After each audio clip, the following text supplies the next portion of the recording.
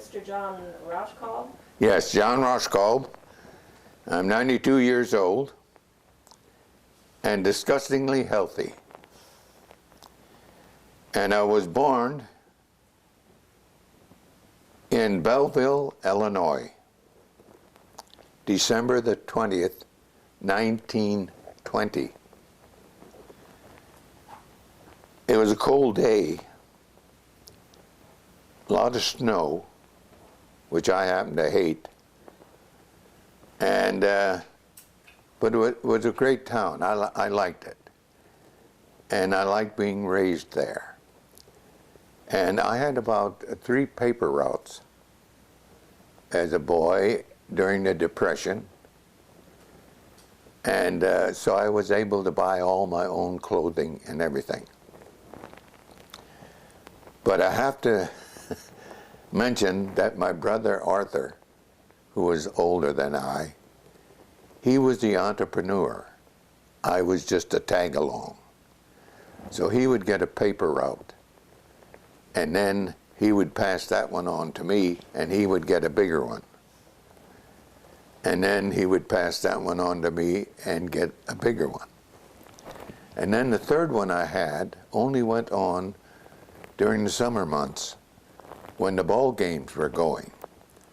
Everybody in the Midwest were ball game nuts.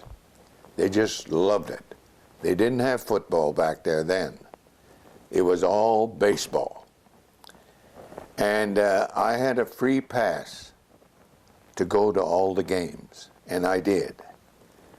And sometimes the neighbor kids down at the corner, the Smith brothers, would go with me to the ball game. And I didn't like that, because they only had a dime to buy a nickel bag of peanuts, those were the goobers, and a nickel soft drink. But they're sitting there talking about, should we buy the peanuts now? All through the ball game. And I said, damn it, shut up. Watch the ball game. But every time they waited till the 7th inning to stand up to get the bag of peanuts and the soft drink and spend their dime.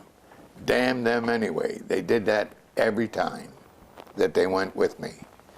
But I got to watch Dizzy Dean. Pepper Martin was my favorite player. I think he played second base for the Cardinals. And in those days, they had another team, the Browns. They had 2 players playing hardball. And Dizzy Dean's brother also pitched, as I remember. But I loved Pepper Martin because he was short. But he went, I never saw a human being to this day that went as fast as he did when he ran. He stole more bases. He was just like a bullet. And I liked to watch him. So I had that going for me. And I had that special sports paper. It was a regular paper, but when the game was over, they'd quickly put together everything that happened during the game, put it on a separate page, and put it on over the regular paper. And I had that route in Belleville, Illinois. And I was the only one that knew who the people were that wanted that paper. I had the list. And the boss wanted me to give it to him, and I wouldn't do it. And every year I'd go around and get the same people to take the special sports paper. All of the taverns in town along Belleville, Main Street, always took it. And so I was the only one that had the list. So he had to pay me 6 cents a paper, where they were only paying 3 for the regular deliveries. So the other 2 routes I had only got 3 cents. But with the sports, I got 6. And he didn't like that. So he wanted that list, but he never did get it. In fact, when I left to go in the Navy, I took the list with me. So I don't know whatever happened to it or how the people got their sports paper after I left. But as time went on, and with the Depression, and I shouldn't tell you, but during that period of time in the 30s, the labor unions were very strong. And they began to kill people in my area. Really did.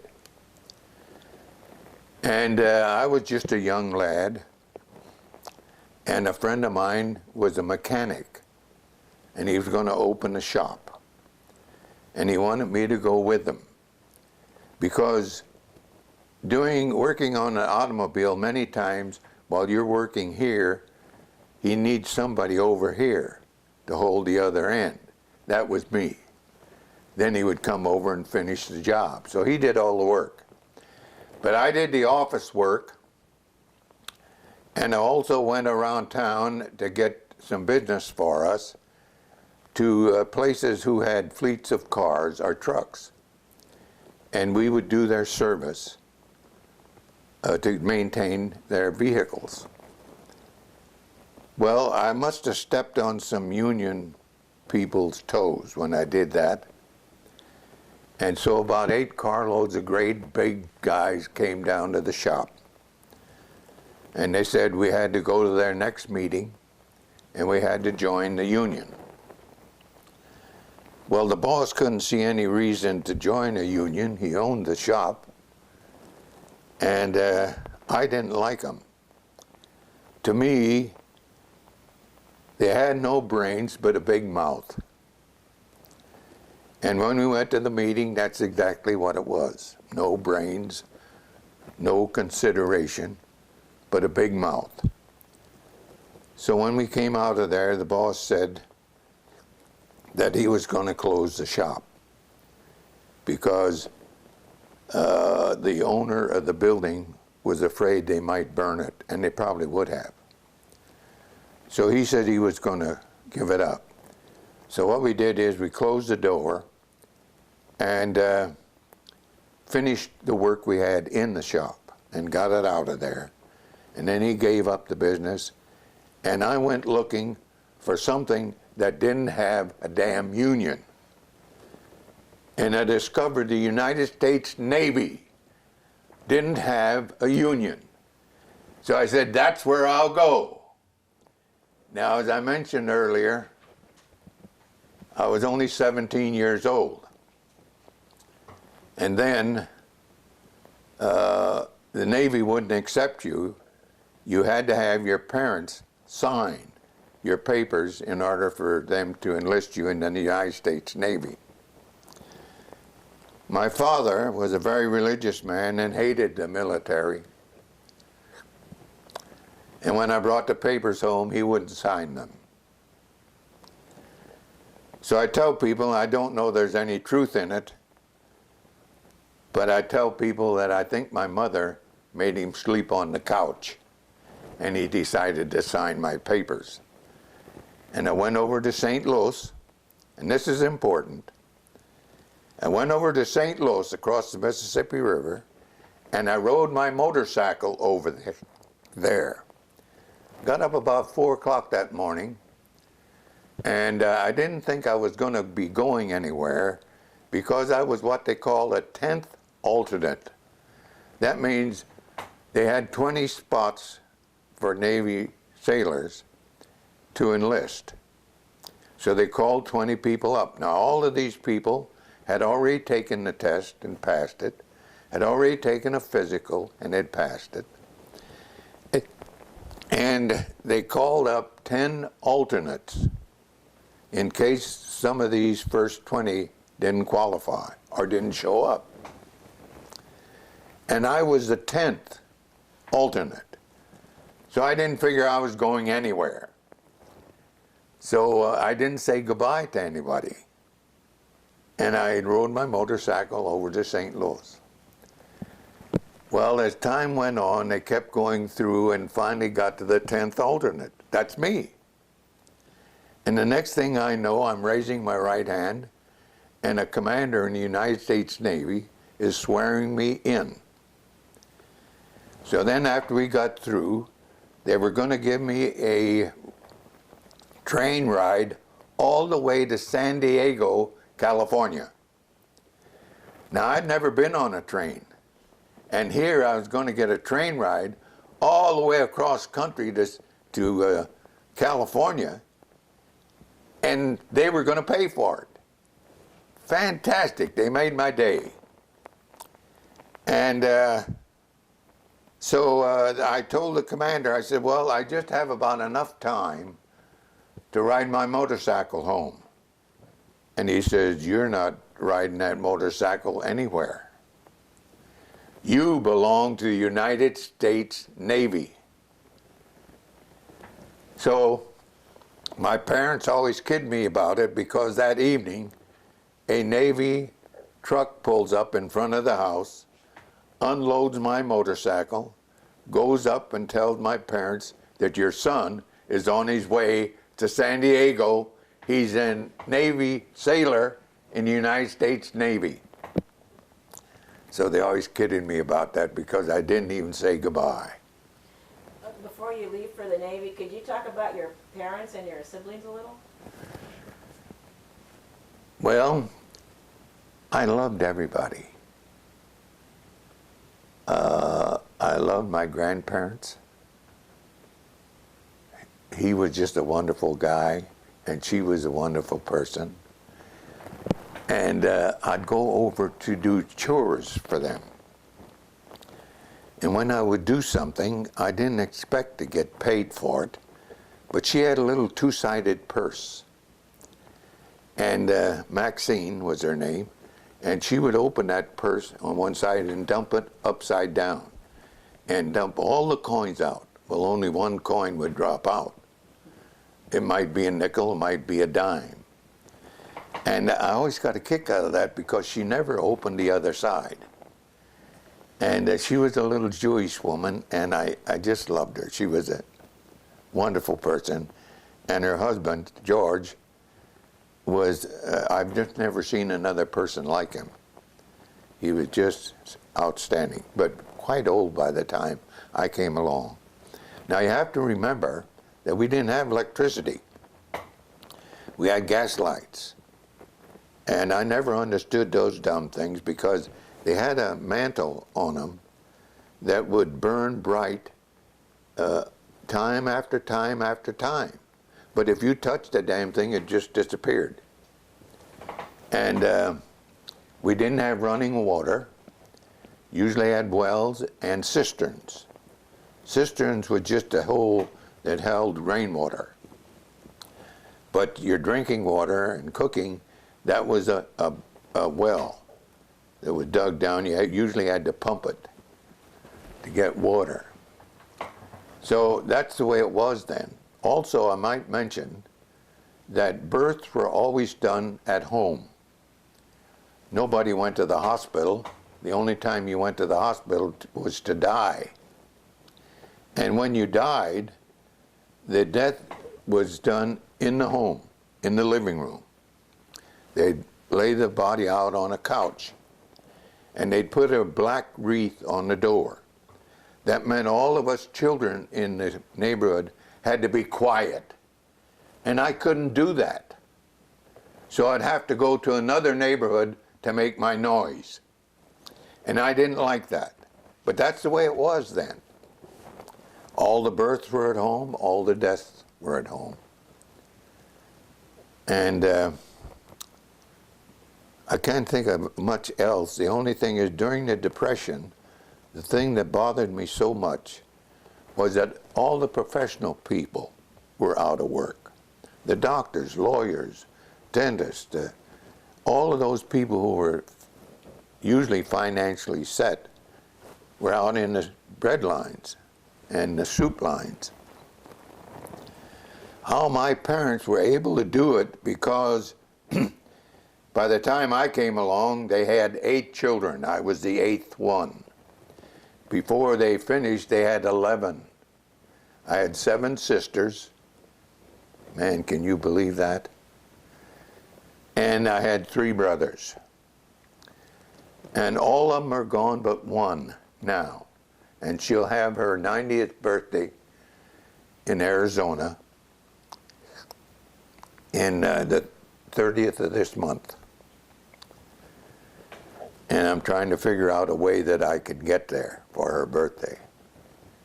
But I'll figure it out. And are there any questions about that period of time? What did your father do for a living? Well, at that time he was unemployed, like everybody else. He had a candy store. In those days also, everything you bought was in bulk. You bought it by the pound or half pound or quarter pound or whatever, everything. And that's what my grandfather, George, had, a grocery store. And my dad started in the candy business. Now, a lot of the candy, again, was bulk stuff. You just bought by quarter pound or half pound, whatever. And my dad was involved in getting candy in boxes for special occasions, Christmases, New Year's, a company having a special assignment. He would get tons of boxes of candy with their name on it and all that for them. And he usually had part of the family to help him box all that stuff up. And I think they ate more than they boxed. But he had a big wholesale business of candy. And he was one of the first ones to package it. That is, to put it into a candy bar or into a candy box and so on. And he spent a lot of time up in Chicago. And in all the years I spent in Illinois, I had never been to Chicago. I still have never been there, and I don't miss it. But he spent a lot of time up there. He knew all of the Wrigleys, the Curtis guys, all of the people who were involved in candy. And he had a good business. Now, my dad dealt a lot with the Germans. He spoke German, wrote German very fluently. And he was disgusted with me because I refused to learn German.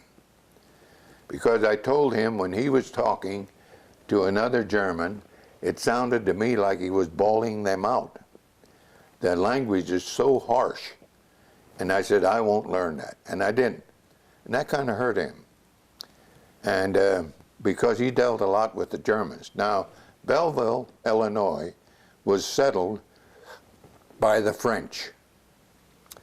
And then when the Germans started coming in, the French got disgusted with them, and they all moved out. And the Germans took over Belleville. And the reason the French moved out is because the Germans refused to learn English.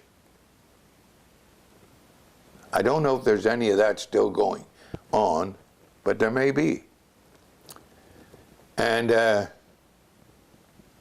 so that was the situation in Belleville, Illinois, and the town that I loved, and the parents, grandparents, and my parents. I just loved them all. I had a little trouble loving all my sisters, but I tolerated them.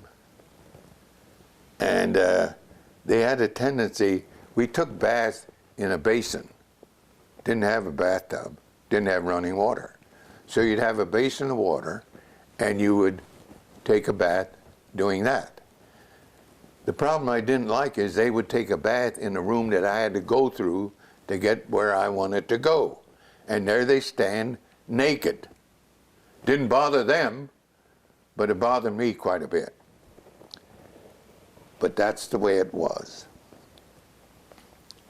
Who, Cronkite used to say that, didn't he? Yep. That's the way it was. So I was on my train headed for San Diego. I was a sailor in the United States Navy. Now, boot camp is tough. I mean, really tough. Because you're taking kids that had no discipline. I had some. So it was difficult to take all these orders. In fact, I had trouble taking orders initially. And I got into a lot of trouble over it. So it took me quite a while, I hate to say how long, to realize I had to keep my mouth shut.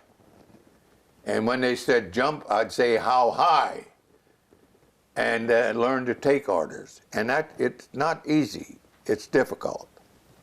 But then as I went on in the Navy and became a petty officer, and I'm now a senior chief petty officer, and so I did learn to take orders, but also as I became chief, I gave all the orders.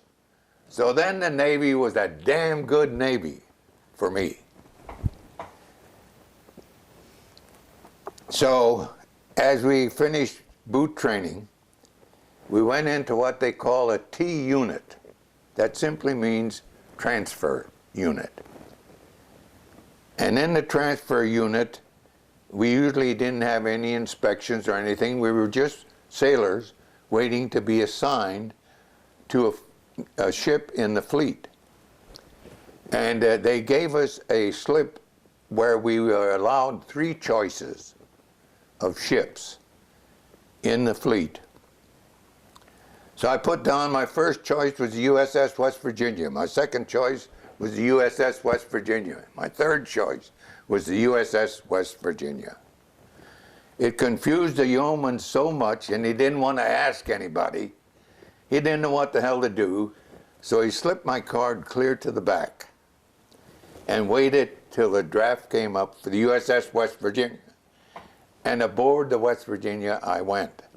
Now, a little story, and I shouldn't tell you, but while I was in the T unit, I didn't get a haircut because we didn't have to stand inspections. That was my understanding. We're just waiting to be transferred. And the captain pulled a surprise inspection. So I was talking to another sailor, and I said, you know, I'm worried about my hair. I need a haircut. He said, well, I'll cut it for you. And he did. Now, as the captain passed by behind me, he stopped. And pretty soon he leaned over and he said, Sonny, who cut your hair? And I said, a buddy of mine did, sir. And he said, that son of a bitch was no buddy of yours. Now, it kind of shook me that the captain would use that kind of language.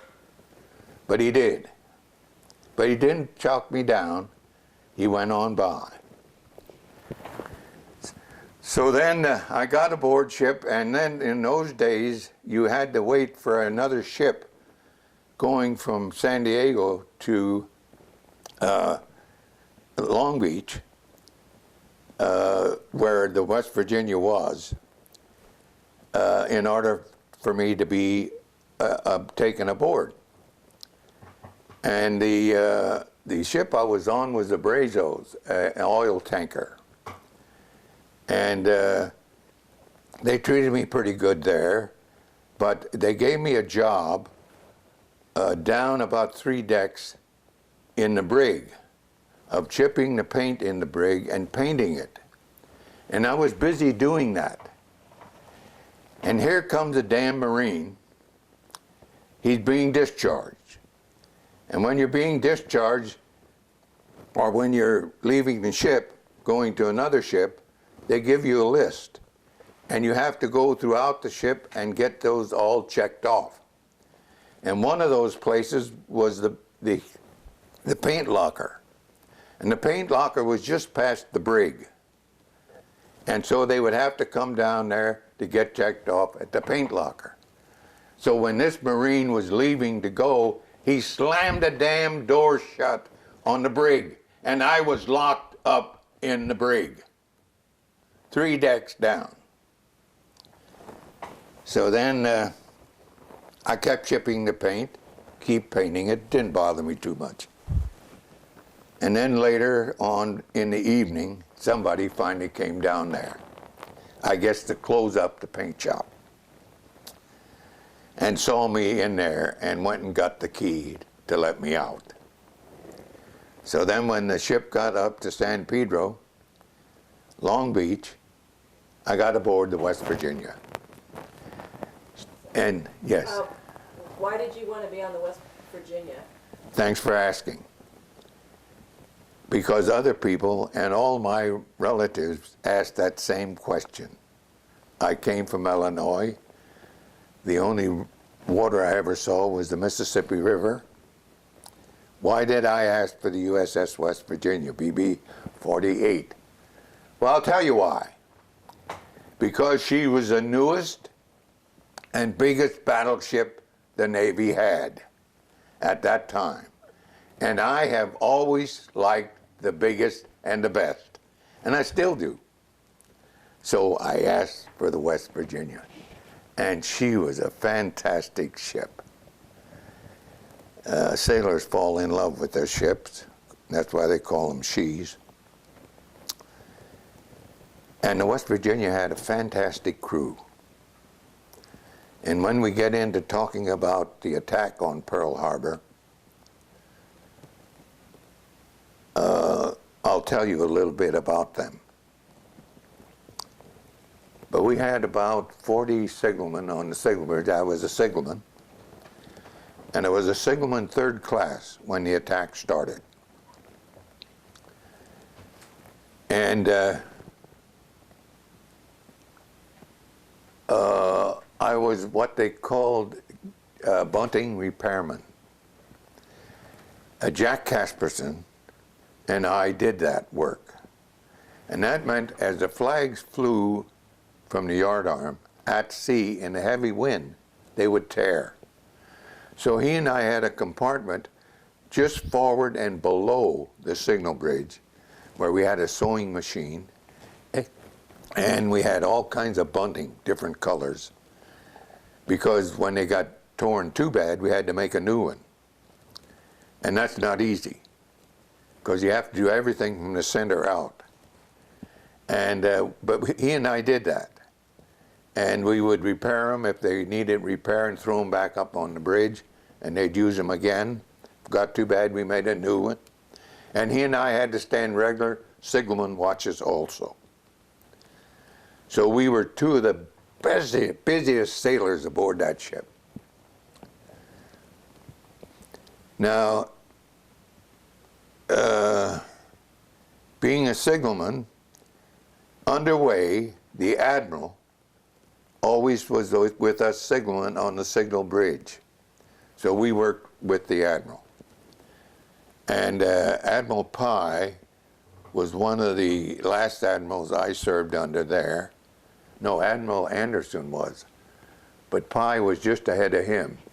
And with Pye was a Captain Kidd. And Captain Kidd was his, took care of everything for the admiral. And they were training him to become admiral. And he did exercises every morning at 5 o'clock, 5 a.m. And he did those in my cleaning station. So I was always up there before 5 o'clock, and I'd put a clean canvas, white canvas, on the deck for the admiral to do his exercises. He was very stout, very strong. And he always called me Sonny. I don't know why, but he did. And we became very good friends. Now, a little incident that I could tell you happened when we were firing, experimental firing with the 16-inch guns. And all I could see when I saw that 16-inch shell going out through the air to the target was $ going. Because once they were gone, they were gone. But we had an excellent crew, as I told you, and at 15 miles, they were dead on. They could fire 20, but it wasn't as accurate. They could fire a 10, but it wasn't as accurate. So what we had to do was maneuver to where we were just 15 miles from the target. Then he was dead. They were that accurate. They were really good. And but during this one training session, and they were firing experimental, that meant they'd put an extra bag of powder in the chamber. And I had to cover 2 training stations for general quarters, 2 battle stations, because one sailor didn't show up. So going from port to starboard, back and forth, the cotton I had in my ear to protect my ears from the sound fell out. And just about that time, the 16-inch barrel came back close to the bridge where I was standing, and it went off. And it singed my hair, singed my eyebrows, made my ears like Donald Duck. They really hurt.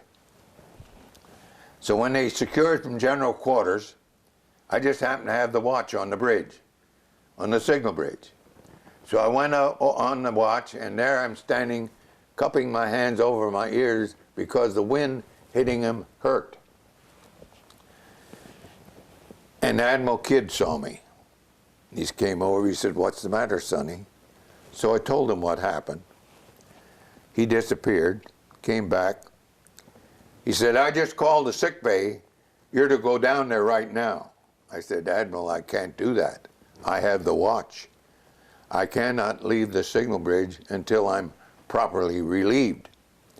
He said, "Well, I'll relieve you. Is that proper enough?" I said, "Yes, sir, it is."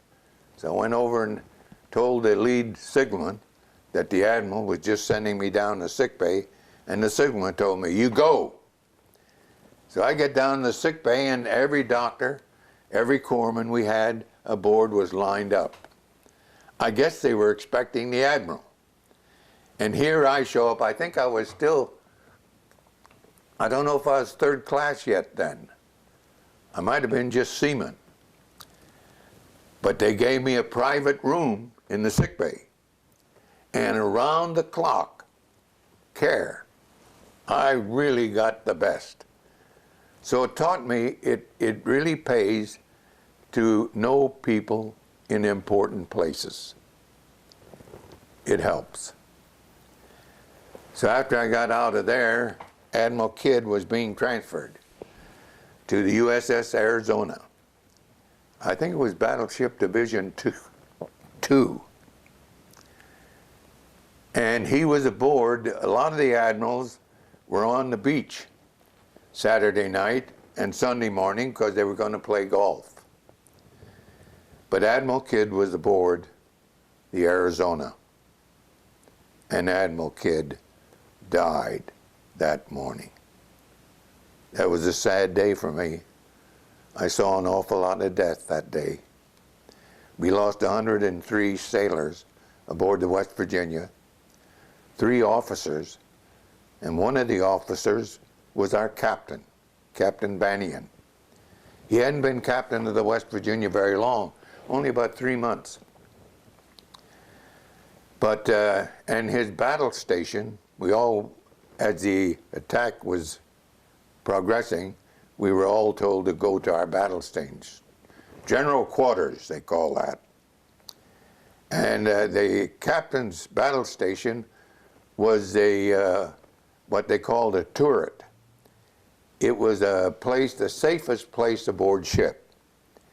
But to get to it, you had to go from, we had 2 bridges on the West Virginia, a signal bridge, and then above that, a navigation bridge. Now, the captain usually was on the navigation bridge in control of the ship when we were underway. The admiral was on the signal bridge, control of a group of ships. But the captain went to his battle station. It's 16-inch armor around that whole area and on the top. And in fact, that was my cleaning station too.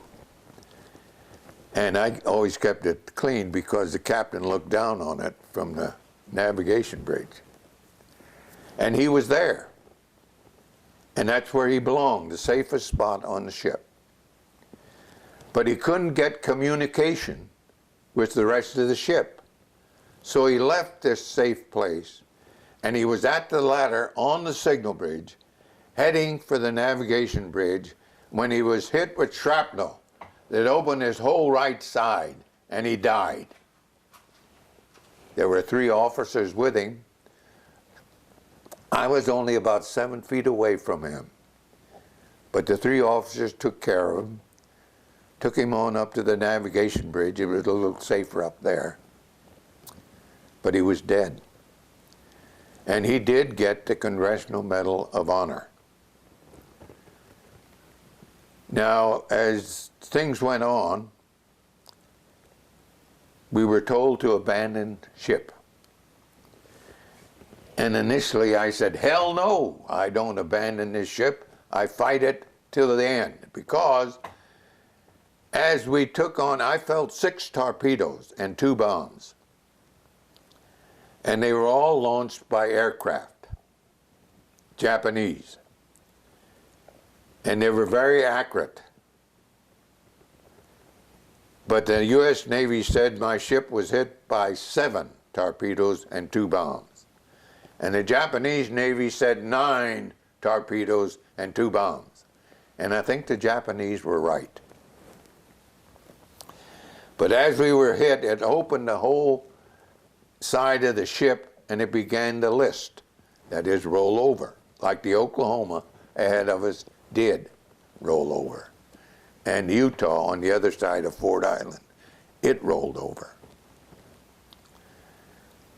But the West Virginia had such a sharp crew that the people have charge of that, damage control people, they began to counter flood compartments on the starboard side of the ship.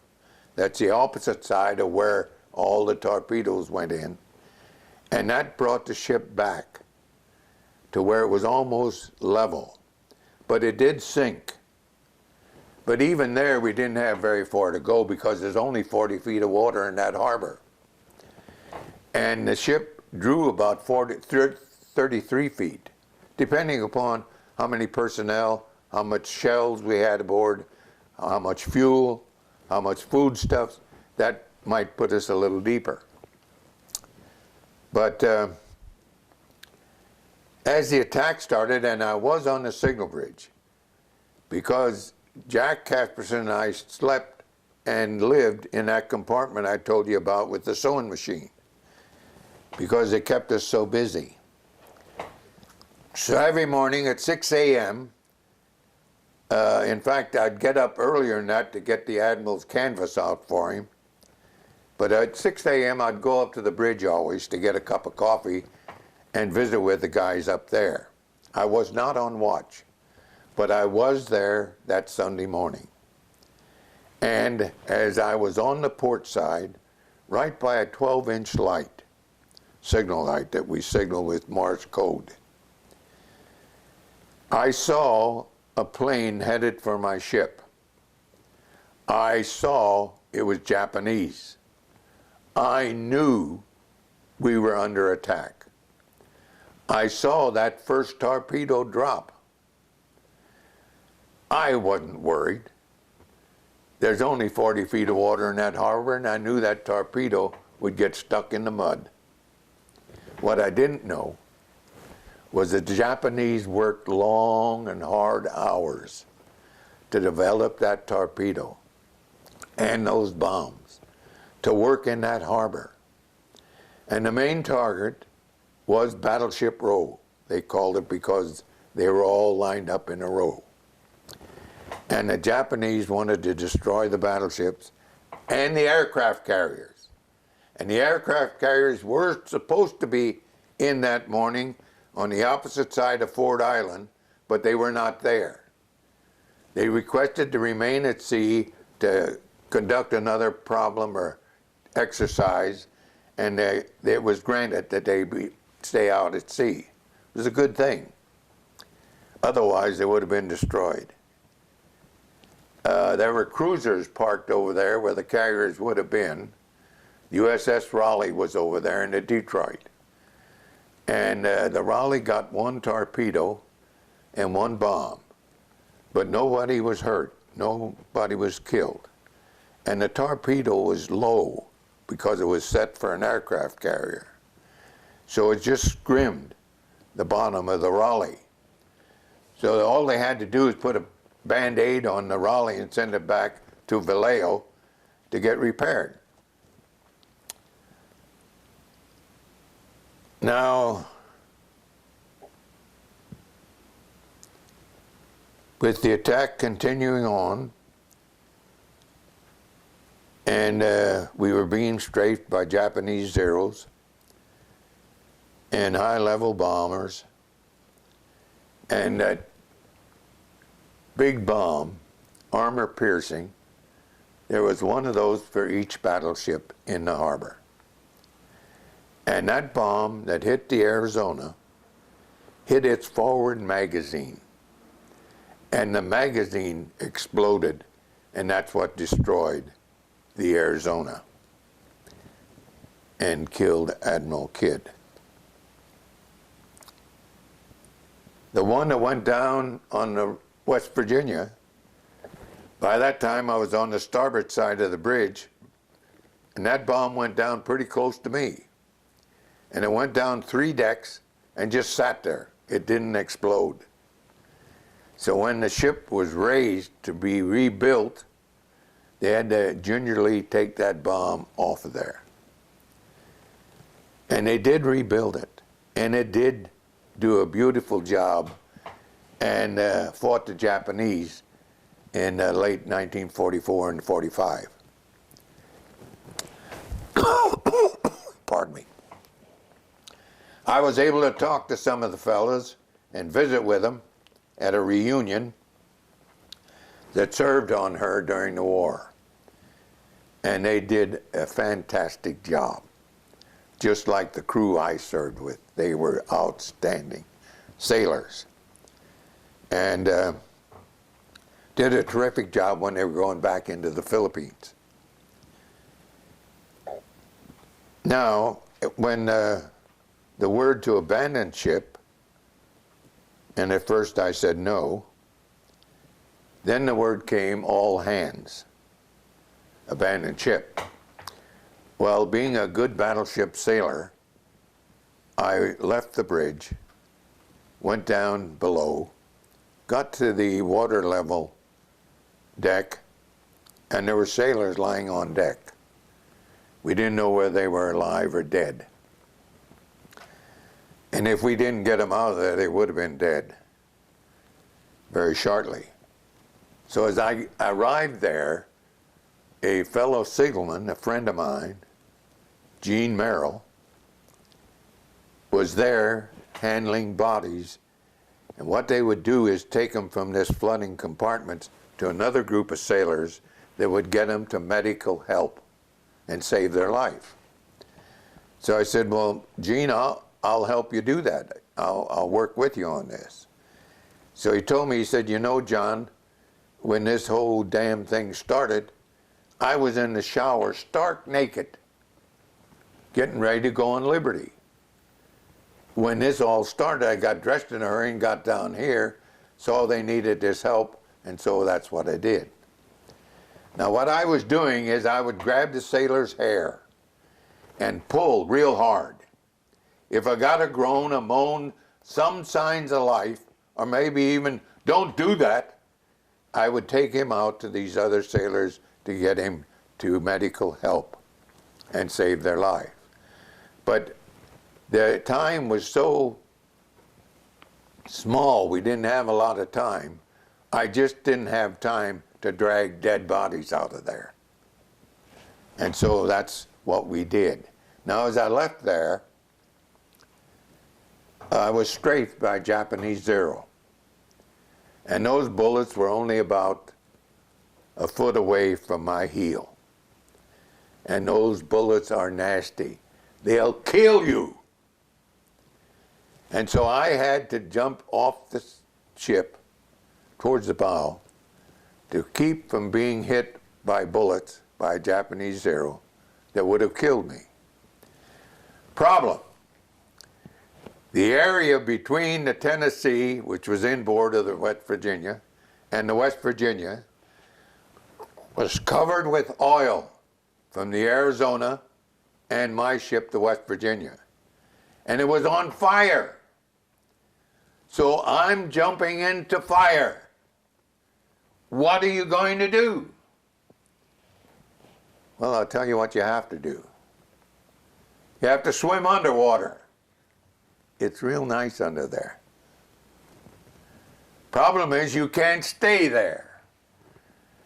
Now here's what I tell everyone you have to understand. Fire is just like we human beings. It can't exist without oxygen. You take oxygen away from fire, it's dead. You take oxygen away from us, we're dead. So when you have to come up to get oxygen, and the flames and fire is eating all that oxygen up. So you have to spread those flames as far away from you as you can. Not so much to keep them being burned, because I was never burned. But I got to get that pure oxygen in my lungs and dive under the water again. It's real nice under there. And you continue to do that procedure until you clear the burning oil. Now that morning I didn't have very far to go.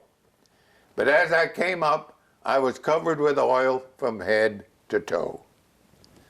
I looked like little black Sambo. And the Tennessee was inboard of us, and I was going to go aboard the Tennessee. But as I did so, I looked over on the starboard quarterdeck of the West Virginia, and they had a group of officers there forming a repair party. So I said, I'll report over there, see if there's anything I can do. And you know, at the same time, Jack Casperson reported in there at exactly the same time. I don't know where he'd been, he didn't know where I'd been. And I didn't give a damn. So the officer says, yes, go up amidships and put that fire out. There'll be sailors fighting that fire up there, and we'll send relief up to you shortly, because it's so hot there you won't be able to stay there very long. Well, they were right about the hot part. But there were no sailors fighting that fire when we got there. And we never got relief. But there were two, now this is important, there were two high-pressure hoses. And these are dangerous too, because they fly all over the place being under high pressure.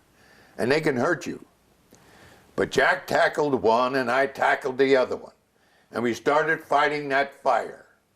Problem, I'd put the fire out here and move over here. Where I just left would burst into flames again. So I told Jack, we're going to have to go in to the compartments where the fire is, where the heat is, where the problem is. And when you do that, you usually wore oxygen mask. And we had them aboard the West Virginia, but we didn't have them available to Jack and I. So I told Jack, I said, what we're going to do, Jack, is I'm going to go in with my hose, and you spray your hose on me. I'll come out. You go in, and I'll spray my hose on you. Then you come out. And that's what we did, and we put that fire out.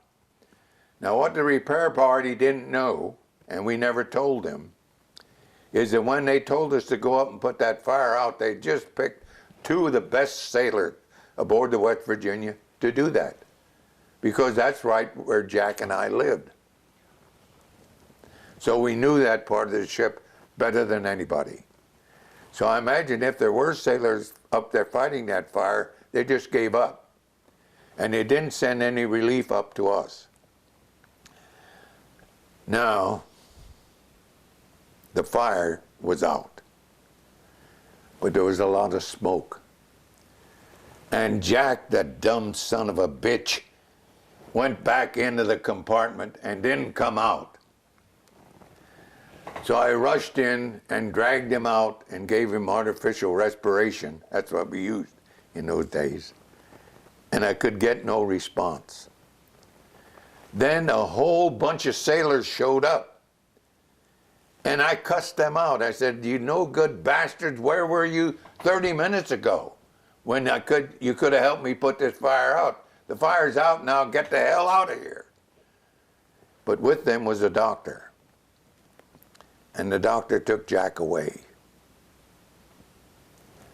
So at that point, I thought Jack was dead. So that's why I usually have to have a 5-minute warning, because I'm getting to the point where I'm just about ending my talk. There's another area we could get into, and I will for you if you want, that I got into later. But at that time, Beverly and I lived in Oakland. And Jack's ship, let's see, it would have been about 1943. Yeah, early 43. Jack's ship came into San Francisco. And my ship came in at the same time. Jack got up to our appointment before I did. And Beverly said, "Jack, John's due here any minute. What I'm going to do is I'm going to put you in his closet. And when John comes in, you come out of the closet and surprise him." So when I came in, Jack comes out of the closet. Now, Jack was not gay. Not that there's anything wrong with that. But he came out of my closet. And I think I grabbed him, hugged him, and kissed him. I was so glad to see the dumb bastard, I thought he was dead. You mean that entire time you thought he was dead? Yes. Wow. And so Beverly told Jack and I that we should go over into San Francisco and celebrate. And you know, Jack and I were good at that. And we both drank then in those days. And but there was a catch. Now here's something I didn't understand. During the war, it wasn't a matter of money. Everybody had money. But you had to have a damn token or a coupon or this or that to buy anything. Now, we were going over into San Francisco and raise hell and have a great time. But Beverly said, "I have to bring meat home for dinner." So Jack and I are over in San Francisco and we're having a great time. We're staggering all over the place. I tell people we couldn't find our ass with both hands. And I look at my watch and I said, "Jack, it's 10 p.m. and we were supposed to be home and bring meat home for dinner. What in the hell are we going to do?" Because then a butcher had to wait on you. You couldn't pick up meat like you do now. A butcher had to wait on you. And they had a very strong union in San Francisco, and they closed at 6 p.m. Here I am with no damn red token to begin with. I didn't understand rationing. I still don't understand it. What in the hell am I going to do? So I'll tell you what I did. I staggered into a hamburger stand. I said, "Give me 15 hamburgers, only don't cook them." And you know he did. And I'm sitting there weaving all over the place, wadding the meat together, throwing it in a bag, throwing the buns in another bag.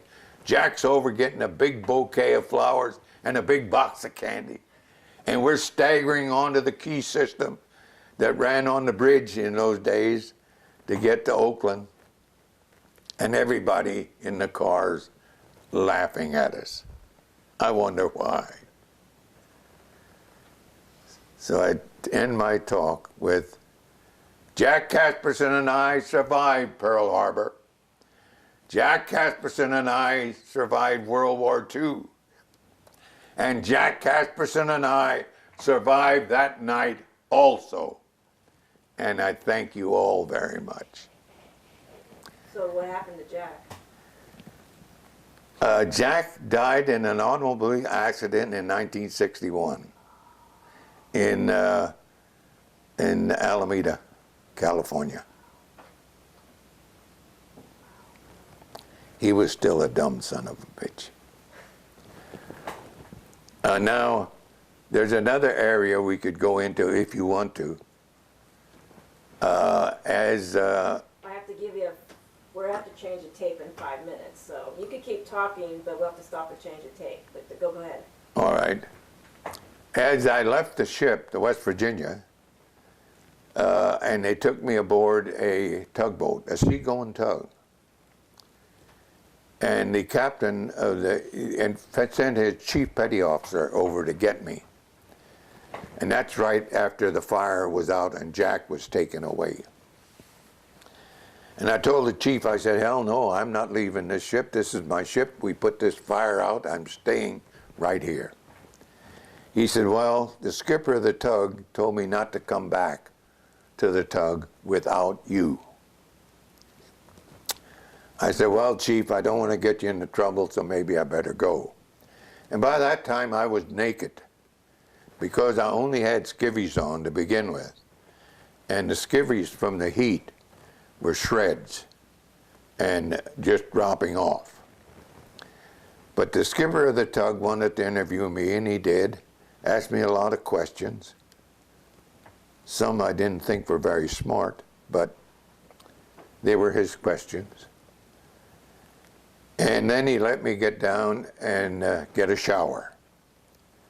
Now that was the best shower I've ever had in my life. Nice warm water, all kinds of soap, got all that oil off of me. I came out of there squeaky clean, but naked. Now the crew, everything I had, with the exception of a ring that my parents had given me, was gone. It was all burned in that fire that Jack and I put out. Everything was gone. So the crew of the tug began to give me clothing. And here's where I really got upset. Because the dungaree pants they gave me were torn, particularly at the knees. The skivvy shirt they gave me was torn. They gave me Marine Corps field shoes. They looked like shoes that had been turned inside out. Now get this. They gave me this damn Marine felt hat that they wear in fields. I was damn mad and upset. I didn't want that hat, but that's all I had to wear. And while we were over there were 18 of us, a lieutenant, a chief, some first class, some seconds, and a third class. And who's the third class? Me. Now here's something else you learn and find out. We slept over there on concrete floors. No bedding, no pillow, no mattress, no blankets, nothing. Just concrete floor. They really didn't want us there. And I tell people we ate the Marine's garbage. Now it really wasn't garbage, but he would not let us eat until every Marine was fed.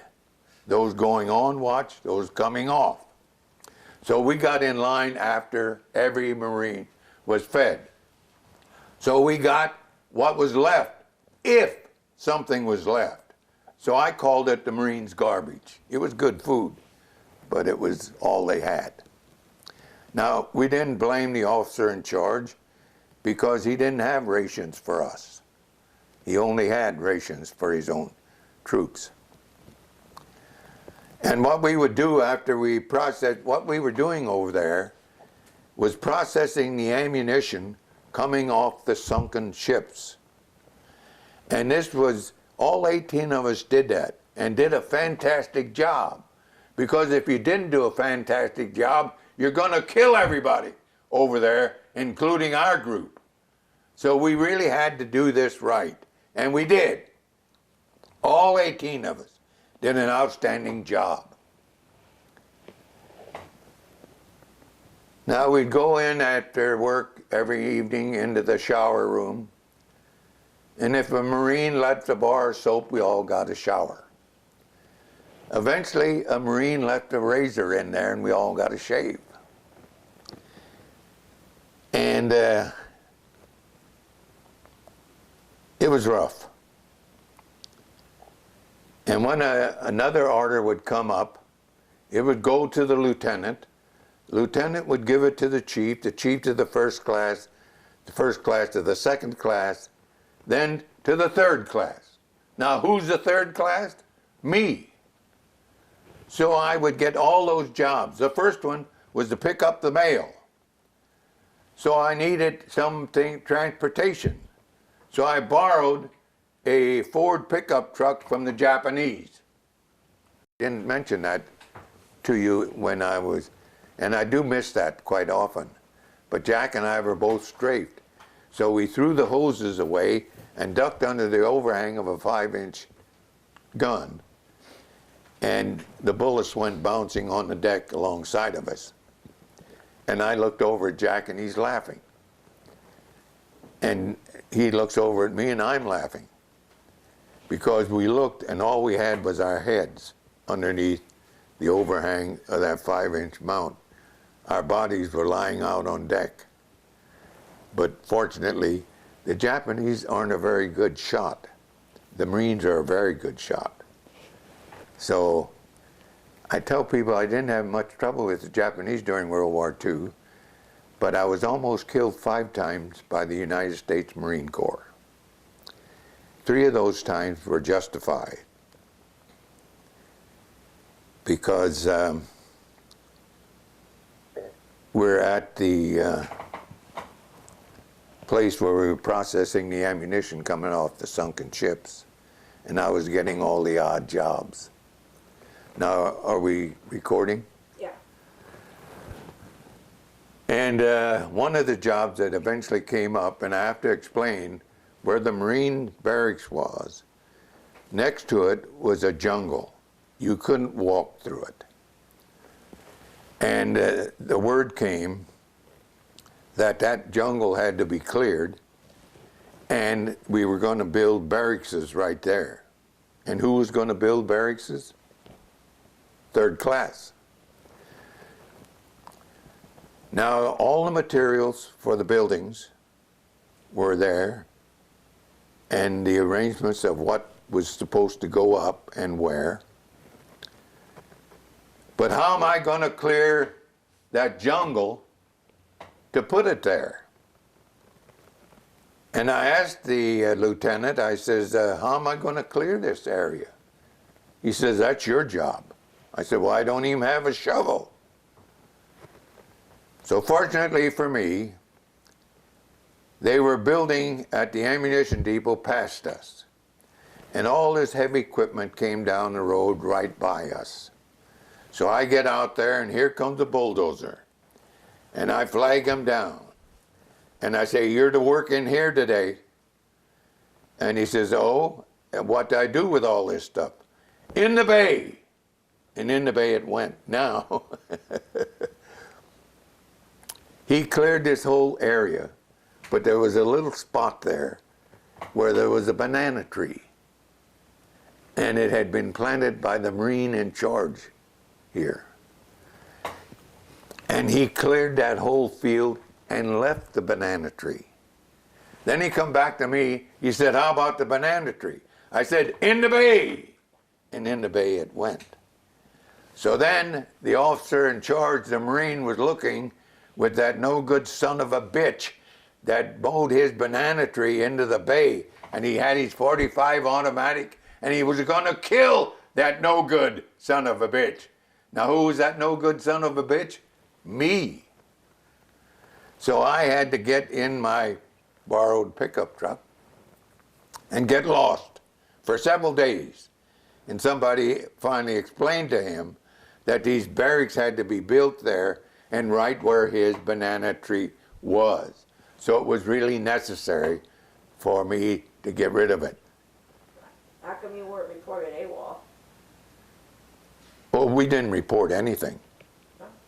In fact, there was one time while we were there that the lieutenant and I went up to the closest supply base to see if we could get $5 a piece for each one of us 18 sailors out of some kind of a rec fund or something, and we would get it back to them when we start getting squared away with a paycheck.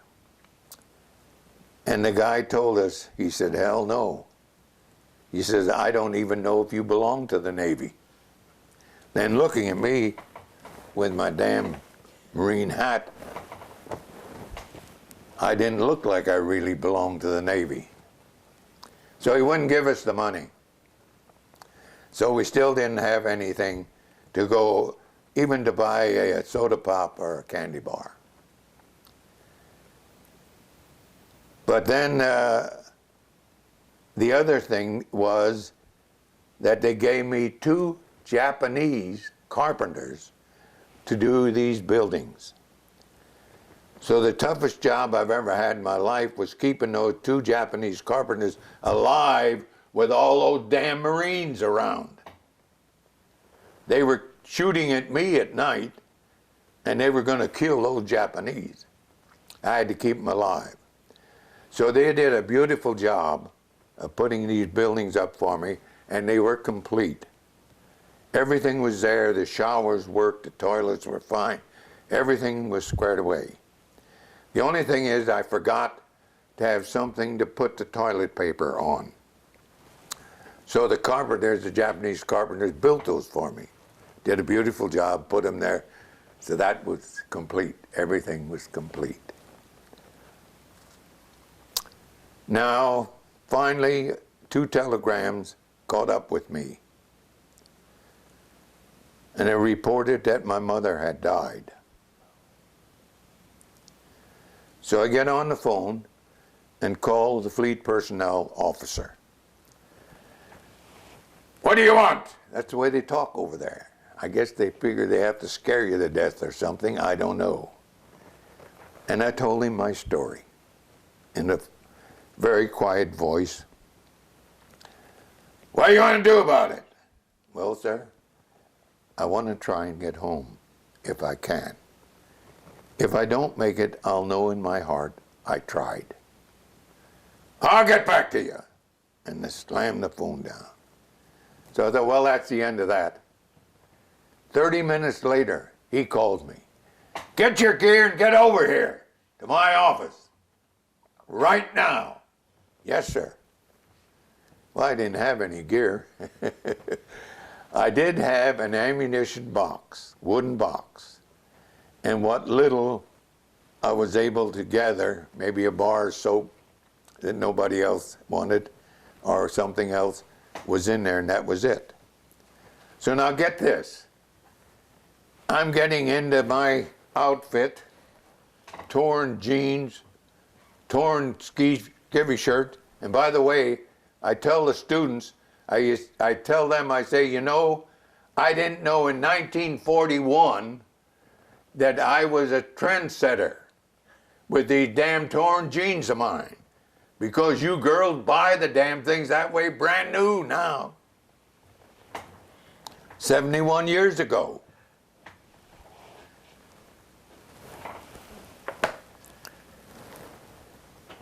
So anyway, I get in my borrowed pickup truck, in my outfit, over to headquarters. All the Marines over there have rifles with fixed bayonets.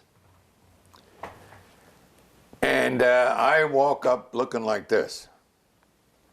Where in the hell do you think you're going? I said, I'm to report to the first personnel officer's office. Like hell you are. I said, well, do this for me, will you? Call your corporal of guard down here. He can put his .45 automatic right in the middle of my back. March me up to the personnel officer's office, and if they're not expecting me, he can pull the trigger. And that's exactly what they did. Only, as you can see, he didn't have to pull the trigger. Now, the officer gives me 1 page, and this is top secret, but it does have my name, my serial number, all the information. And I did have my dog tags then. We didn't have them when the attack started. And by the way, my dog tag then had my thumbprint on it, and I still have that. And I don't think, it's probably the only one that's like that in existence today, because I don't think the other areas did that. They issued dog tags, but not with that thumbprint. And I still have that. Now,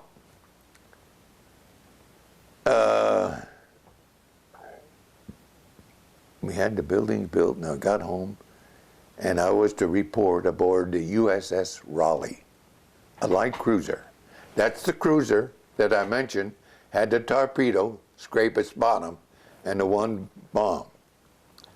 And they patched it, and that's the ship I was to go aboard for transportation back to the States. It was going to Vallejo.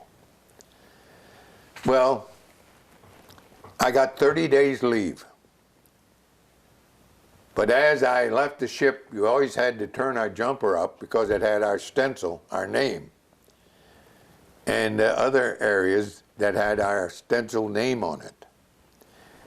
And so I go to leave the ship, and he says, where in the hell do you think you're going? You're not Swolinski. That was the name on the borrowed uniform, Swolinski. I said, no, sir, I'm not. But in those days, you couldn't beg, borrow, or steal anything. And I knew that. But I told the officer, you were at Pearl. You saw what went on there. I lost everything. Everything I owned was burned and destroyed. So he said, well, I'm going to let you go. But the first thing you do when you get on the beach is buy yourself a uniform, and you send this one back to Wolinski. Now, Wolinski and I became very close, because while I was home on 30 days leave, they had held my mother's body all that time. I don't know how they did it, but she was beautiful. And I got people from all over the United States coming. Did I know their husband? Did I know their son? We had almost all men sailors in those days. We had some ways, but they were all at stations where they did the typing and the routine work. Well, I didn't know their friends, relatives, husbands, or what have you. But I very patiently listened to all their stories.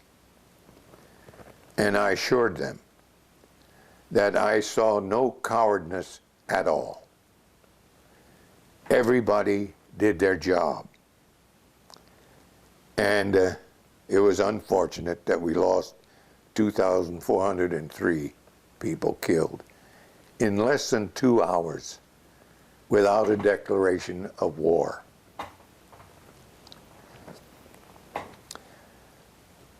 So after I left Belleville to go back to the ship, when I got back there, the crew told me on the bridge that the captain liked me so much on the trip coming back from the Hawaii that he got a hold of the Personnel Bureau in Washington, D.C. and had me assigned to his ship. I wasn't too unhappy about that, because finally they got my records squared away, they got my pay squared away, So I was able to buy a uniform, several uniforms, all on my own, and started to get paid. So that was fine. So I had no problem with that, and I served on the Raleigh all through World War II. Mostly in the Pacific. Spent about a year and a half up in the Aleutians, and the enemy up there is the weather. And it's the same for everybody. And the Japanese were smart enough to get the hell out of there. I was to land on Kiska.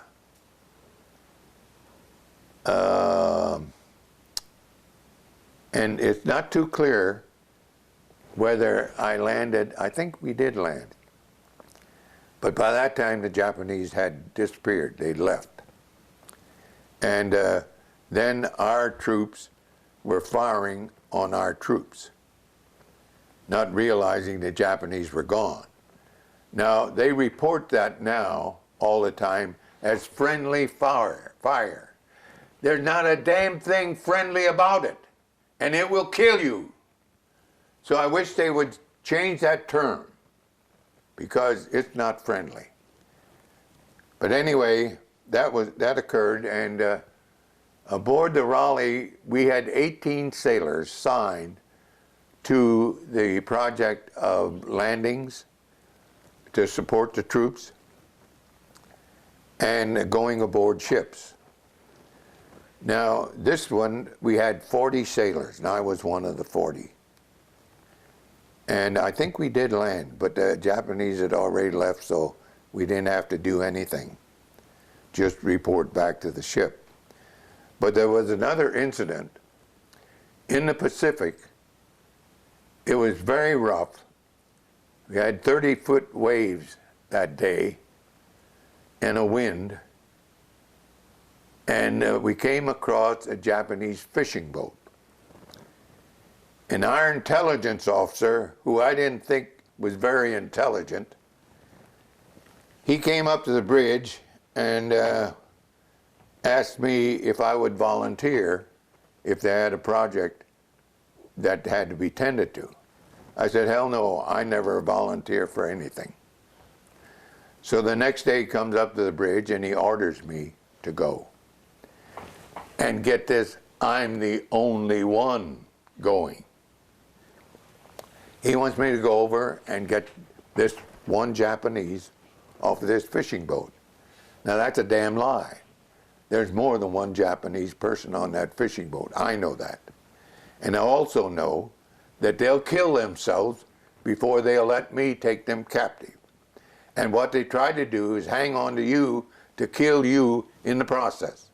And you see a human being completely destroy themselves, blow themselves up. And that still is in my mind to this day. It's just terrible. So what actually happened? Well, what happened? Because every other ship in the Pacific Fleet, when they came along a fishing boat, they just sank it. And that's what we should have done. And that's what I told the intelligence officer, that dumb bunny, that we should do. But he wanted me to all go over there, and Overheist was the boatswain mate on Division 3, and I always told him he saved my life because he was in charge of the crew that was to lower this motor whaleboat down in this trough of 30 feet. So what you have to do is the minute the water hits the boat is let him go. Otherwise you bought the farm. And picking you up the same way. When the wave brings the boat up, you grab it and pick it up out of the water. And Overheist did that. So I told him he saved my life. And he said, no, John, I was just doing my job. But they did an outstanding job. Now, here I am with my gear. My .45 was my weapon. I couldn't hit anything with it. And the captain kept having the gunner mate take me on the fantail shooting at those clay pigeons. And I still didn't get any better. That .45 weapon, if you hit something with it, it's going to knock it down. But hitting something with it is the problem. My first shot may be fairly close, but my second one's going to be up here because I never locked my elbow. Now, the gunner's mate, they got the boat there ready for me to get in, and I only have a motorman and a coxswain and myself. And the gunner's mate comes running up from the fantail. Don't let Rauschkolb get in the boat. Don't let Rauschkolb get in the boat. And he comes up there, the whole crew's watching all of this, and he jams a submachine gun in my hands. And he said, here, you probably still won't hit anything with it, but you might scare something to death. And the whole crew is laughing. And they say, you no good bastards, you're not going, I am.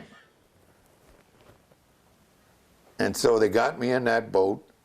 The minute they let me go, I couldn't even see the ship. It was 30 feet up there. And we're going through this heavy sea. Oh, and Boverheist told me, the boatswain mate, he said, that two-ended, I forget what they call them. But anyway, it was a boat. He said, it won't sink. It'll go down to the gunnels, but you got peak tanks. They were metal tanks, watertight. And so that would keep it afloat. And I said, well, Boverheist, I don't want to find out. But anyway, he assured me it would go down to the gunnels, but it wouldn't sink. So I said, okay. So we're taking off,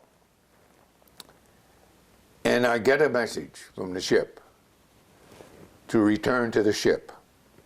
Now at that point, we were a little better than halfway to the target. And so I told the coxswain, I said, well, let's keep going and see if we can do this. I don't think we can, but let's try. So then the second message came, and it said, return to the ship immediately. So somebody apparently got through to that dummy intelligence officer that this wasn't very smart. So I told the coxswain, turn around, and we returned to the ship. So then it was a problem of grabbing us as that wave took us up and getting us right there. That otherwise we would be dead on that project, or I would be. And so that was something else that took place out there. Now, you have any questions? Could you take us back to Pearl Harbor on the 7th? You did do something with the Arizona? Yes. So you put the fire out on the West Virginia, and then what happened? Then they took me aboard that tugboat. Tugboat, okay. And as I was showering, the tugboat got underway. And it vibrates quite a bit. And so I got up, and they gave me that clothing that I didn't like. And where did the tug go? Back to the Arizona.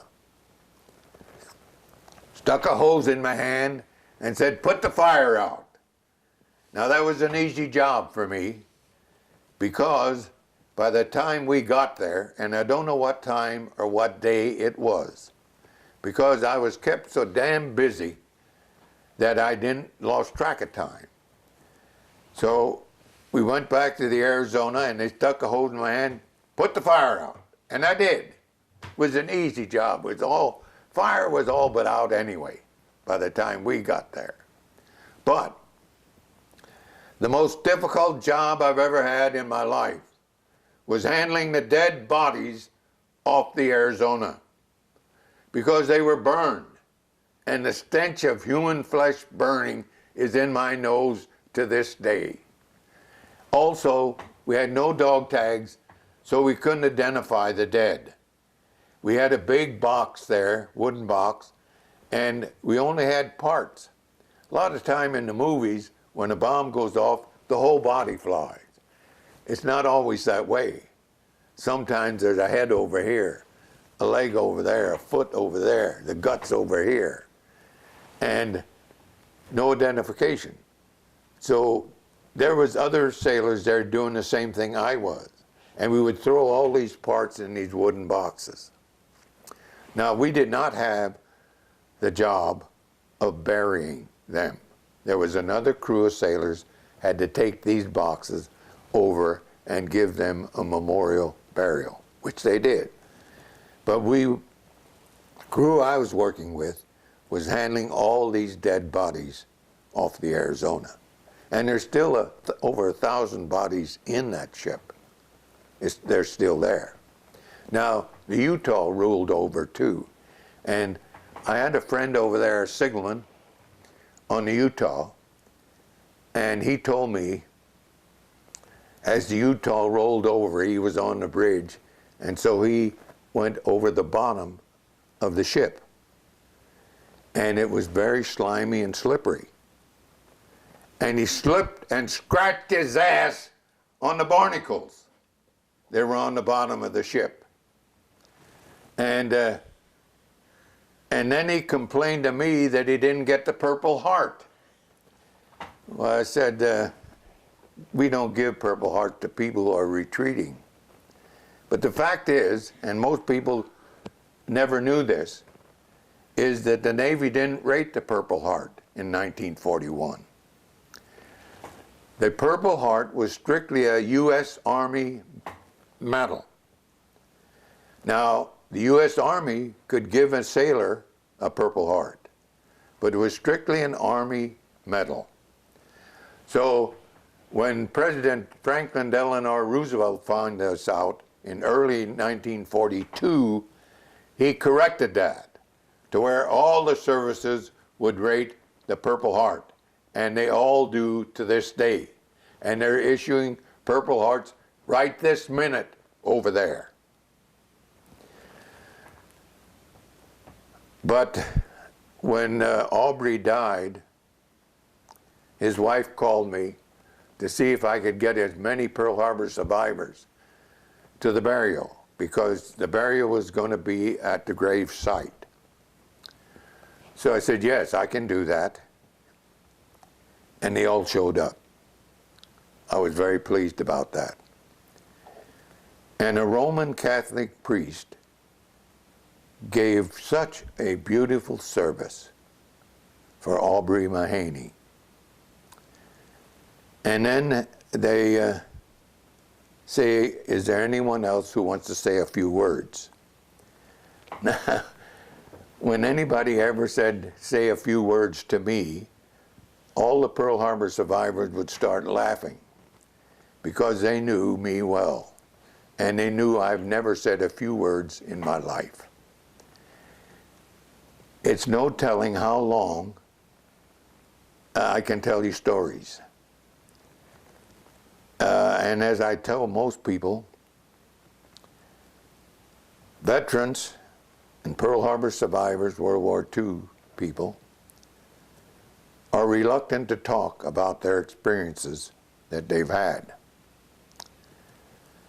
But usually, if you can get one of them talking, it's difficult to shut them up because there's no end to the stories that we have. And there's very few people around now still living who can contradict us. So the stories just go on. Now, where was I? We took care of the Arizona, and I told you a little bit about Aubrey Mahaney off the Utah and the services at gravesite. Now, the Roman Catholic priest did such a beautiful job, but a picture about so big wound up in the newspaper that next day with me in color telling that story to everybody and everybody laughing at a service. And my son gave me hell. He said, Dad, you shouldn't do that. But his wife had asked me to do it. She knew the story. And so I did. So we had 17 Pearl Harbor survivors that I was aware of in Marin County. I'm sure there are quite a few that I'm not aware of. Those are the ones that don't have anything to do with Pearl Harbor or their experiences. But I only have 3 now. And at December 7th, 2012, we had our services over at Coast Guard Island. And the Coast Guard has taken over doing this recognition and remembrance of Pearl Harbor. They did that about 5 or 6 years ago, and they've been doing it ever since. And they do an outstanding job, really do. And they've told us that they will continue to do this even after all of us are gone. And I'm pleased about that. But George Larson was there. He was with the Coast Guard, and I don't hold that against him. And he's 95 years old, will be 96 next month. And I just took him to lunch Tuesday. And that's when I made up the newsletter for our next luncheon. And they'll be going out next, well, a week before. Our luncheon is on February the 5th, 2013. And we only have 3 survivors left now. And usually all 3 of them show up. And usually I get about 10 to 15 because we have friends, relatives, and wives of sailors who have died. And a lot of people like us for some reason. I don't know why. I can't explain that, but they do. And so they'll show up at our luncheons. We have a good lunch, and it's fairly reasonable in price, and they're very good to me out there on North St. Peter Road. There's a restaurant out there, I can't think of the name of it now, Basque, something Basque. And we'll be going out there the 5th of February. Now, at that luncheon, I reserve a special room that they have there for our luncheon, and I will honor all of the fellows that have died. And I try to get, I blow a picture up. Well, they're out there, over there, but you can see they're blown up like this. And I like to have one of when they were in the Navy, 1941 or 42, or in the Army. Most all of them were in the Army Air Corps. We didn't have an Air Force then. And so I will, and then I try to have a picture of them recently. And I'll put these up along the wall at our next luncheon in February. And if we have guests or people who don't know us, I'll have each one of us get up and introduce ourselves and just a Reader's Digest of what ship we were on or where we were during the attack, and just a little bit of what went on. Then, if we have guests there who don't know us, that we'll do that, and then I'll get up and tell a little story about each one of these guys that will be lined up there. And probably one of the, besides Aubrey Mahaney, the other one was Till Chipari, was a signalman on a supply ship, the Antares. And when he would get up to introduce himself, he would just give his name and his ship and just a little bit of what went on. So then I would get up and I'd say, well, Till is not telling you the whole story, because Till served on the most important ship in the United States Pacific Fleet. And you wonder why. Well, I'll tell you why. They supplied the entire fleet with toilet paper.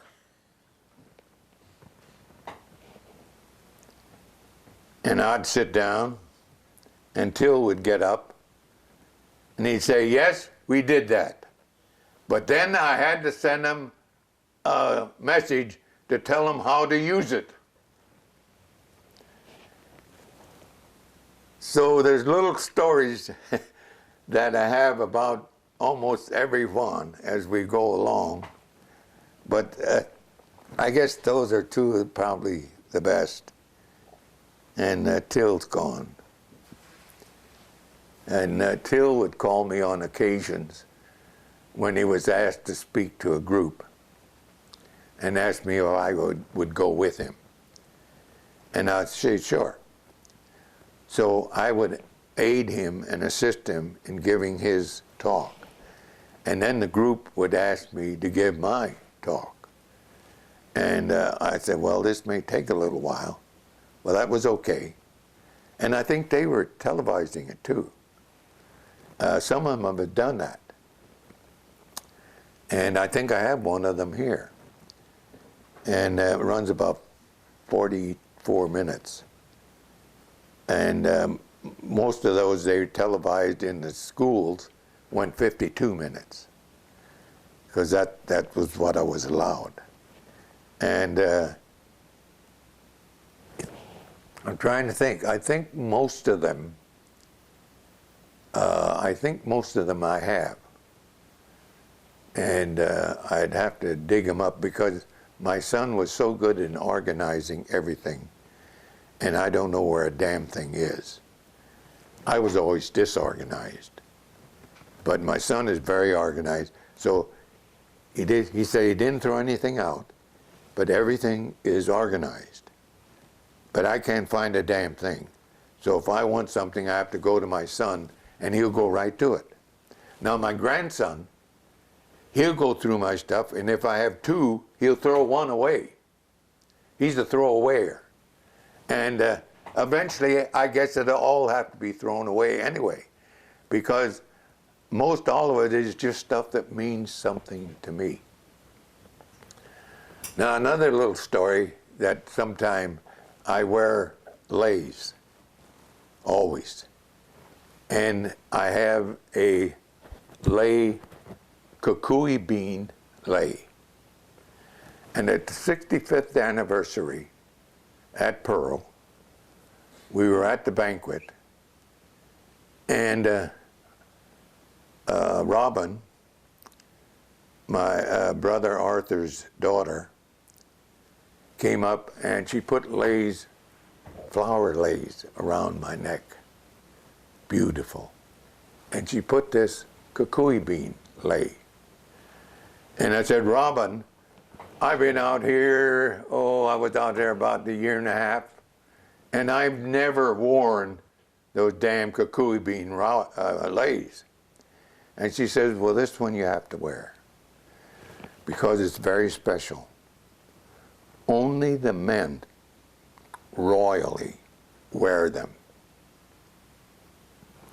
I said, well, okay, I will. So after the banquet, I went over to Robin and I said, you know, Robin, you were right. Those kukui bean leis really are very special. In the past hour, I've had 3 erections. And I was 85 years old then. Can we ask you some questions? And then all the fellows wanted to borrow them. Uh, And I said, no, they don't work that way. You have to get your own. Yes? We'd like to know, so where were you when the war ended and how did you hear about it? That's a good question. And we were in the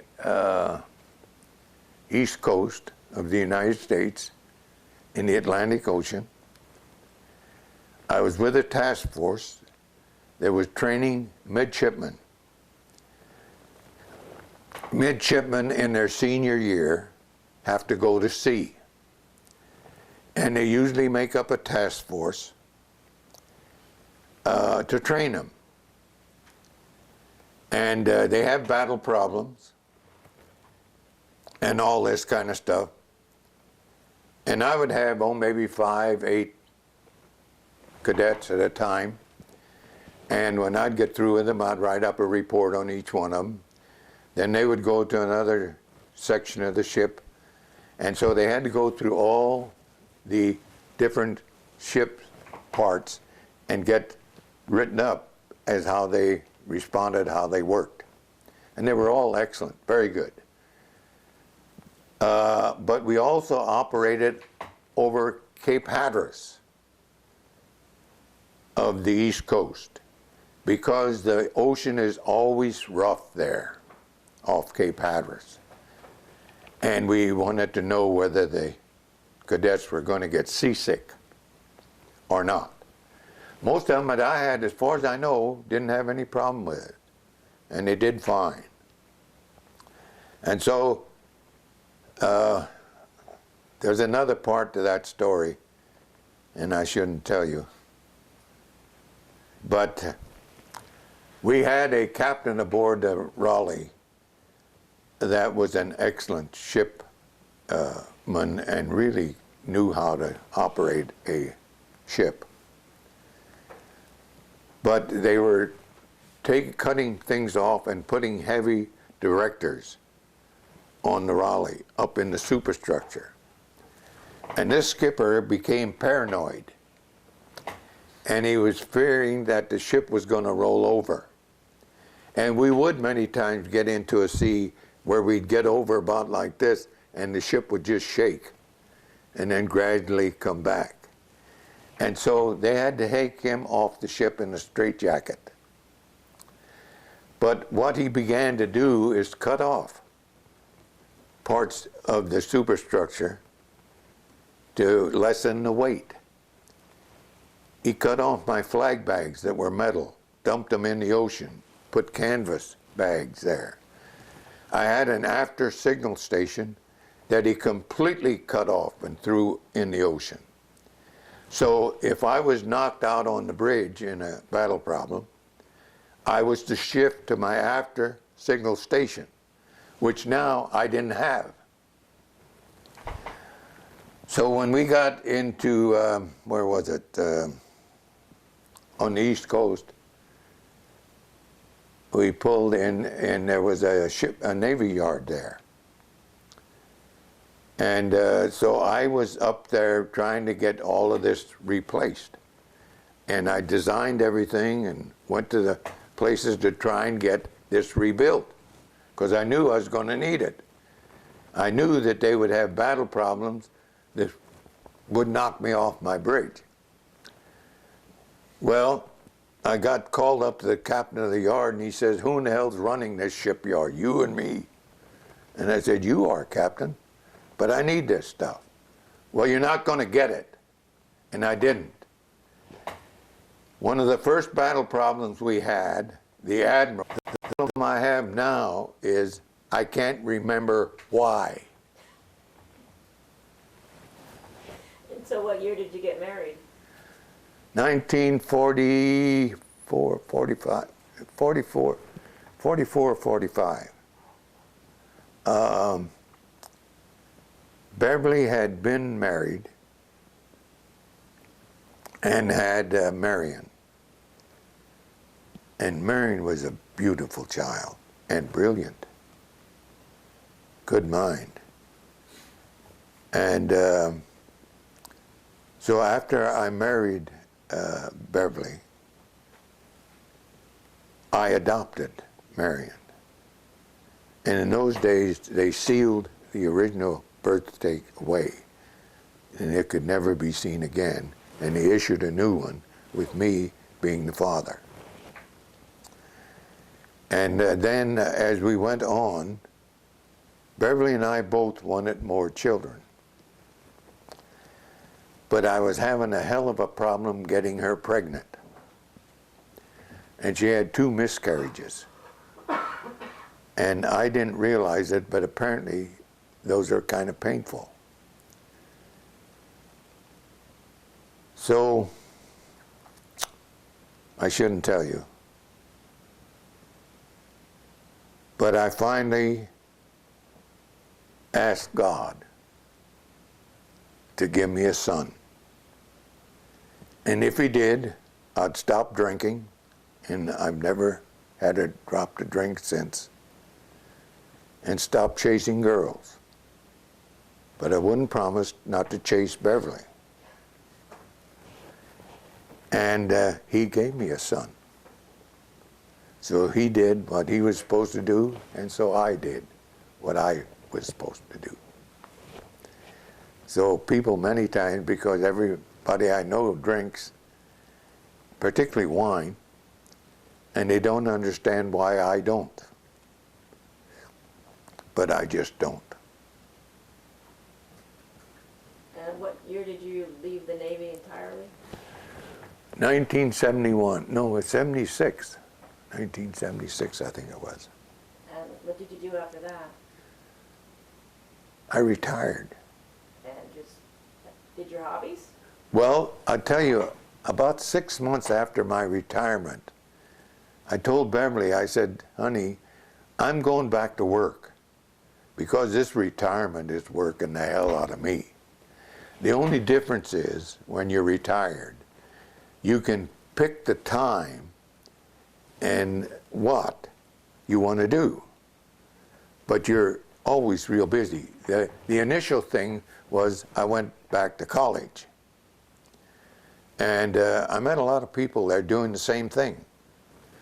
And one couple was, it was kind of funny to me. He got to where he wanted to cook, and she didn't want him in her kitchen. So they had a real problem going on. So I told him, I said, you know, you want to cook, barbecue, outside. So he did. She was delighted, he was happy, she was happy, we solved that problem. What did you study in college? A lot of foolish things. I can't remember exactly.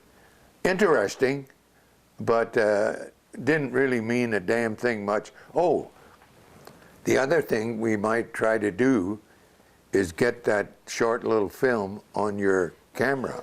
Okay. You could focus so that you just have the television in it. Can we do that? Or you want to do that, or try to do that? Take this. Yes. Okay, we're rolling, John. Go ahead and thank you.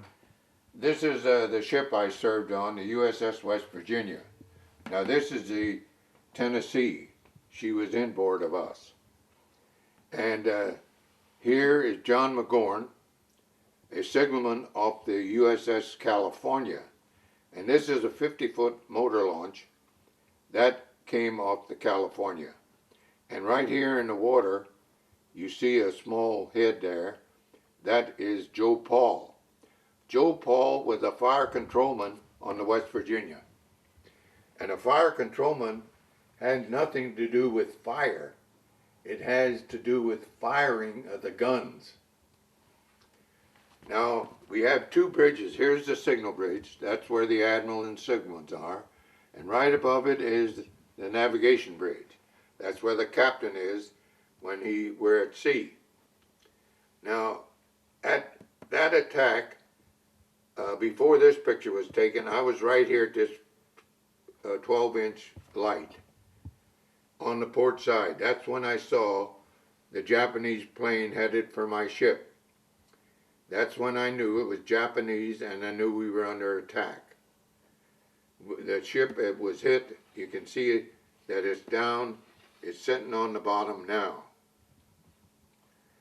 And when this picture was taken, I was probably over on the starboard side of the bridge. That's where the captain was hit and killed. And those three officers took him up here, where it was a little safer. But this whole area, that compartment, oh, I didn't tell you about my pennies. that compartment where Jack and I did the repairs on the flags and had our sewing machine, and we lived right here. And then as I entered that compartment, I had a coffee can there, and I would throw pennies in it. And I forgot all about the pennies. And about, let's see, what would have been, 1943. No, it was still 1942, late 42. A garden boat came aboard the Raleigh, and they passed the word for me to come down to the quarterdeck. And they handed me this package of burnt pennies. And I said, it can't be. But it was. There were 2 campaign buttons in there, all burned, and there was a nickel and a dime, and that's what I had in there. Now, who knew that I had the pennies to begin with, and to get them together and to get them back to me is unbelievable. I just... Okay, go ahead, John. Thank you. These are the burnt pennies. Do you have those that I was talking about?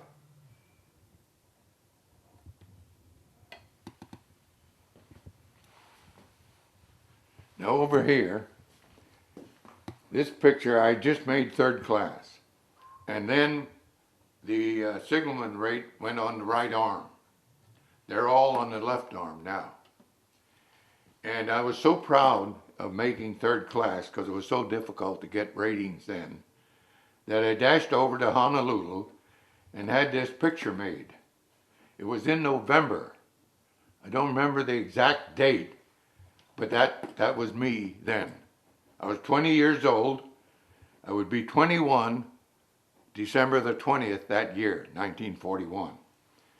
Now this shows you when I was in 1941, and this is when, I forget what year this was, 2002. And that's in my white dress uniform. I served with an admiral in the reserves that was a party goer. And he insisted I be at all the parties. And so I had to either get tuxedos or I had to get the dress uniforms. And this is my white one, and this is my blue one. And where is that? When I was aboard the tug, and the captain of the tug interviewed me, he was going to recommend me for 3 medals. I can't remember exactly now what they were supposed to be. But years later, people asked me if I ever got those 3 medals. I said no. I don't think the captain could spell my last name. But the admiral, who was a party goer, he got me 3 medals. And I can't remember exactly what those were. But he did get them for me. And this is the way I usually look with the... And that kukui bean lei is underneath here. I don't show it, and I usually don't talk about it unless somebody asks about it. Oh, I guess you gotta kind of wrap it up a little. Okay, well, thank you very much. I really appreciate all your talking to us and all the information and the stories and everything. I hope it works for you. Oh, it definitely will. No worries about that. Now, there's one other item I might point out. I forget. I think the 65th anniversary. This Japanese fellow was not the pilot, but he was the navigator on the torpedo plane that torpedoed my ship. And the reporter was interviewing him, and she came over and asked me if she could interview me.